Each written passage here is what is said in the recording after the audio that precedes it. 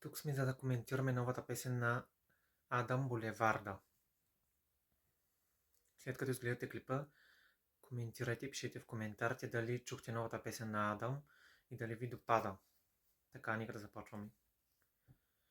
След като чух песента на Адам Булеварда, мога да кажа за нея, че му допадат такива песни, по-бърза е, по-динамична, точно като за купон, за дискотека, като отидете на дискотека да се разцепите яко на нея.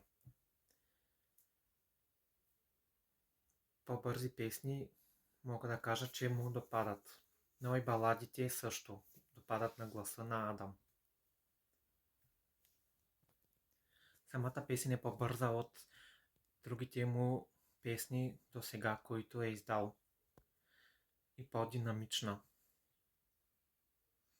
Коментирайте дали чухте новата песен на Адам Булеварда и дали ви допада. И очаквайте следващото ми мнение за следващите песни на изпълнителите. Без теб горчиви са моите дни, уж се лекувам, но пак ме боли. Може ли всичко да се нареди, ако може?